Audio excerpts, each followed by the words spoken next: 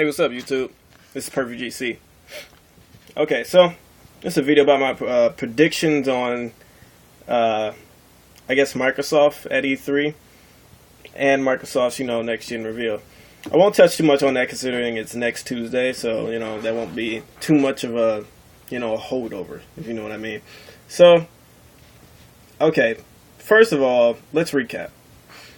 Let's recap what we know about the 360. Or sorry, about the next gen Xbox. We know that it may be backwards compatible. That's always out there. We know that they're possibly making it more into an entertainment console where you can stream all your TV services and stuff through the console. We know that the controller possibly might have some kind of touchpad or touchscreen because all the three pretty much copy each other. So I wouldn't imagine it missing out on that. If it is,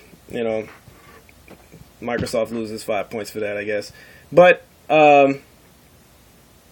we also know that the always online DRM thing is probably not going to be a possibility. If they're looking to kill themselves, that is corporate suicide to do something like that.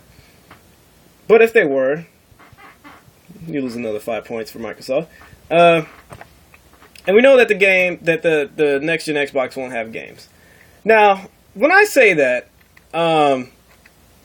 it's because there's no, build-up or indication that it will. Sony had their indications with their rumors that they were going to show kills on Infamous and all this other stuff. I'm hearing nothing from Microsoft. Besides, their biggest titles already came out within the past 6 months. We have, Halo 4 and then, Gears of War did their thing. Now, they could do the whole Assassin's Creed thing where they hurry up and release the 4th one or 5th one within the next gen, within the next year, like really quickly. But, Microsoft hasn't really been too good about their exclusives. I made a whole different video for that, but who knows? They might pull something out their ass. Now, that I notice is Microsoft does like to keep secrets very, very well. Sony's not so good at keeping secrets, whereas Microsoft, they are really good at keeping secrets. The game I think that they will be debuting on E3 will be the Elder Scrolls Online. Now that's a prediction, but the Elder Scrolls Online makes the most sense. Microsoft's always had Bethesda under their belt. Even though Bethesda will support the PS4 in full power, Bethesda always favored Microsoft for some reason. I mean, probably for business reasons. I really don't care. But it would make a lot of sense if that happened. And that would be a major advantage for Microsoft in the next Xbox. That would be major if that were to happen. Because I was looking at these trailers for the Elder Scrolls Online, and I noticed that the graphics looked really good. They looked next gen for an MMO. They looked really good. They looked like pretty much the Witcher graphics, but maybe a little bit less because it's MMO. They were pretty much the best MMO graphics I've ever seen. I'm like, they didn't really say that they were making this for PlayStation. Normally when Bethesda is working on games like that, it's either always on PC, which will make sense, right? I mean, if you're making an MMO, you're obviously going to put it on a PC, but seeing as how Microsoft and Sony are leaning towards free-to-play games, MMOs, and things like that, keep releasing on their consoles, I figured that, maybe the next Xbox may have the first Elder Scrolls Online exclusive to their system. And, of course, PC, and just not have it on PS4, I guess. Who knows? Maybe it is exclusive to the next Microsoft system. That would be very interesting to see. That would pretty much turn the tides and flips everything on its head. But over one game, hey, Microsoft needs games at this point. The only thing I've seen Microsoft working on is something called Ricey, and I still haven't heard anything about that. That's just a rumor title, probably a working title. I probably got that name wrong. For all I know, that can just be a joke, because we damn sure know it ain't gonna be a no Banjo-Kazooie, another Jet Set Radio, nothing. Microsoft doesn't. I don't see them having any games. If they do, I would love for them to prove me wrong, but I don't see it happening. So, what else? So that DRM is pretty much out the window. That rumor is pretty much on and off, even though Adam Oath did get fired for it. Which brings me to my next point. They only delayed that announcement from April 21st. You guys remember that at one point, this whole Microsoft reveal was scheduled for April. And, you know, it was set in stone for April until Adam opened his big mouth about the DRM. And suddenly, the whole presentation got delayed for another month.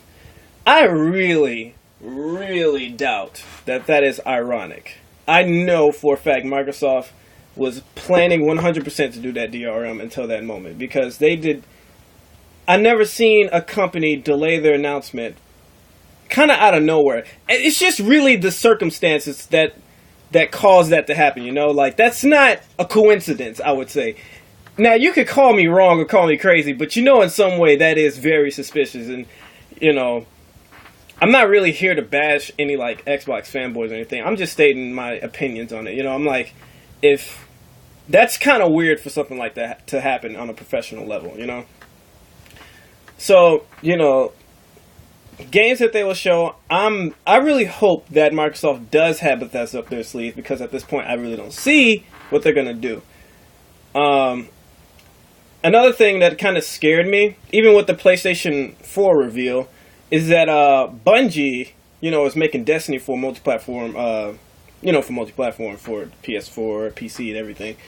And, you know, Bungie was one of their major studios. Now, I've heard things like, you know, Microsoft was paying Bungie a lot of money to keep the Halo series going. And then Bungie eventually got tired of doing Halo, and they're like, we want to move on to another game. Microsoft's like, no, keep making Halos because it's making us money. Makes total sense, right? But then, you know, at one point, Bungie, I guess, eventually got tired of it, and they're like, we got to make another game, and we're making it multi-plat. Because, you know, I guess Sony probably offered them some money too, of course. That's pretty much how business works. But, you know, that indication that even Bungie gave up on Microsoft kind of scares me. It's like, does Bungie know that the next Microsoft system might have something wrong with it, or maybe it's not looking too good? Why would Bungie?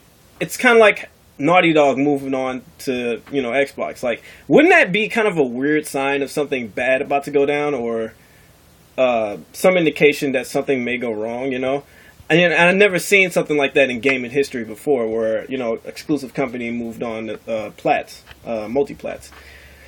And I know Insomniac recently did that with their game Fuse, but I think that's only because they were collaborating with EA in that sense, not necessarily the studio itself making a game for another console, you know, just out of nowhere.